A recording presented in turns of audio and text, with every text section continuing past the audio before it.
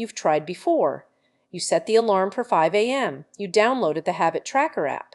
You told yourself, this time it's different. And for a few days, maybe even a couple of weeks, it actually worked. You felt great, motivated, unstoppable. And then one morning you hit snooze. Then you skipped a day, then a week, and before you knew it, the app was collecting dust on your phone and you were right back where you started. Sound familiar? Yeah, me too. Here's the thing. The problem isn't that you're lazy. It's not that you lack willpower, and it's definitely not that you're somehow broken. The problem is that almost everything you've been told about building habits is either incomplete or flat out wrong. And today, we're going to fix that. Let's start with the biggest lie in self-improvement. The idea that motivation is what drives habits. We've all heard it. You just need to find your why. Get motivated enough, and you'll stick to anything. And sure, motivation feels incredible when you have it. It's that rush of energy after watching an inspiring video or reading about someone who transformed their life. You feel like you could conquer the world. But here's what nobody tells you. Motivation is an emotion, and emotions are temporary. They come and go like waves. You can't build a house on a wave. And you can't build a lasting habit on motivation. Think about it this way. Have you ever felt super motivated to go to the gym on a Sunday night? You're planning your workouts, picking out your gym clothes, feeling pumped. Then Monday morning comes. The alarm goes off. It's cold. Your bed is warm. And suddenly, that motivation is absolutely nowhere to be found. That's not a you problem. That's a motivation problem. It was never designed to be a long-term fuel source. It's a spark, not a furnace. Studies in behavioral psychology show that motivation follows a predictable pattern. It spikes at the beginning of any new endeavor and then declines sharply. Researchers call this the fresh start effect.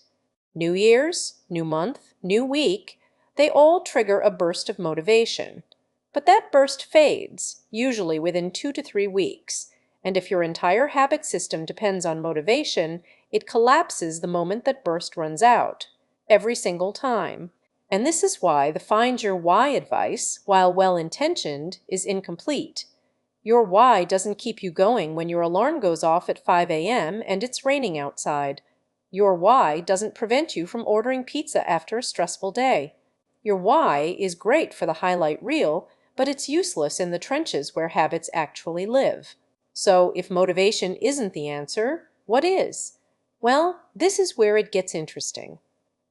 Let's talk about the 2 types of habits most people don't even realize exist: outcome-based habits and identity-based habits.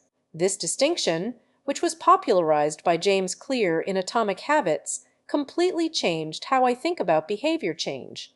And it might change how you think about it too. Outcome-based habits are what most of us default to. They start with a goal. I want to lose 20 pounds. I want to read 30 books this year. I want to wake up at 5 a.m. The habit becomes a means to an end. You go to the gym because you want to lose weight. You read because you want to hit a number. And this seems logical, right? Set a goal, work toward it. But there's a hidden trap here. When you build habits around outcomes, your motivation is tied to results. And results take time. Sometimes a really long time. So what happens when you've been going to the gym for 3 weeks and the scale hasn't moved? You start to question whether it's worth it. Your brain goes, all this effort and nothing to show for it? Let's go back to what's comfortable. The outcome hasn't arrived yet, so the habit feels pointless. This is why so many people quit right before things would have started working. Identity-based habits flip the entire script. Instead of starting with what you want to achieve, you start with who you want to become. Instead of, I want to lose 20 pounds, you think I'm the type of person who takes care of their body. Instead of, I want to read 30 books, you think I'm a reader. Instead of, I want to wake up early, you think I'm someone who respects their mornings. See the difference? The focus shifts from the outcome to the identity. And this changes everything. Here's why. When your habit is tied to your identity, every action becomes a vote for the person you want to be. You go to the gym not because the scale needs to change, but because that's what someone who takes care of their body does. You read not to hit a quota, but because readers read. The action itself becomes the reward because it reinforces your self-image. And the beautiful thing is, you don't need to see results to keep going. You keep going because that's who you are. This is incredibly powerful because now your habit isn't some external thing you have to force yourself to do. It becomes a natural expression of who you are. The effort drops dramatically because you're not swimming against the current anymore. You're swimming with it. Let me give you a real example.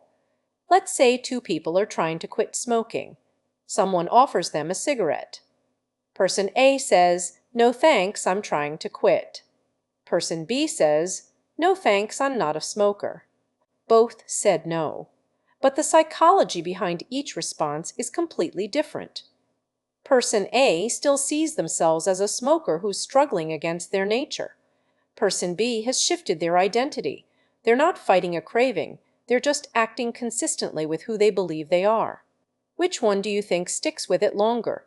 This identity shift is backed by real research. Psychologists have found that people who frame their behavior change around identity rather than outcomes are significantly more likely to maintain those changes long term. It's called self-concept maintenance theory.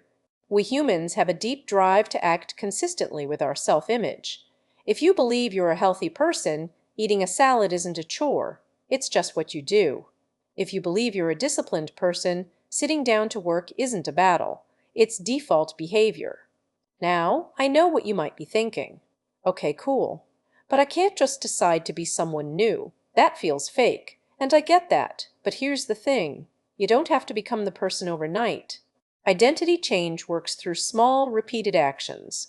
Every time you do the thing, you cast a vote for that identity. One workout doesn't make you an athlete.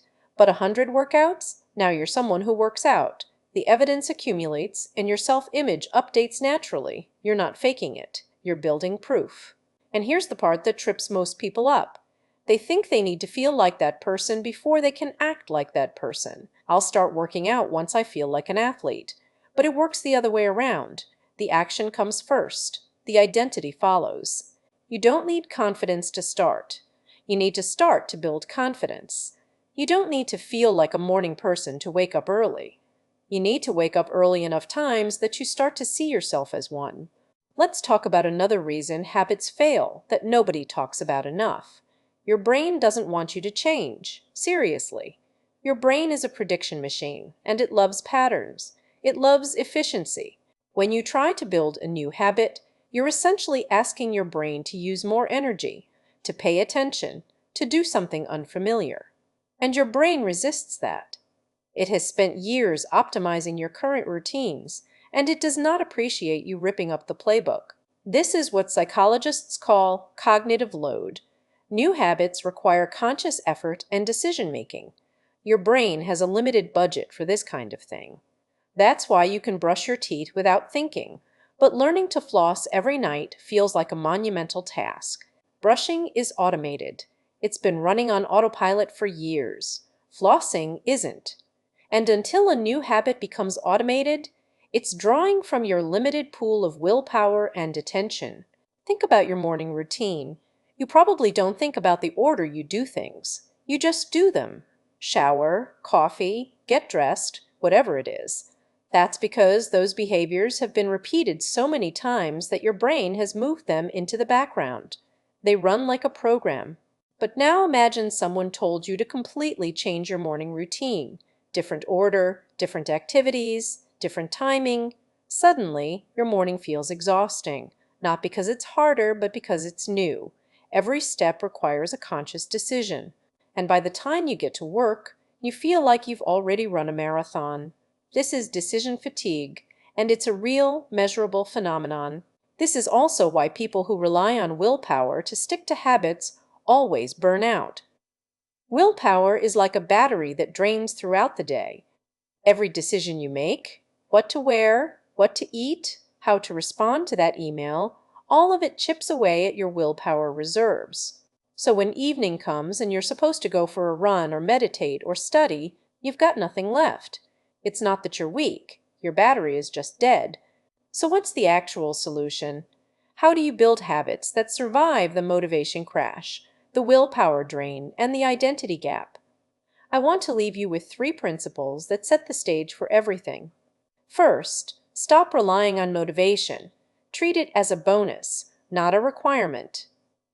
The goal is to build systems that work even on the days you feel terrible. Design your habits so they don't require you to be in the mood, because most days you won't be. Second, start thinking about identity before outcomes.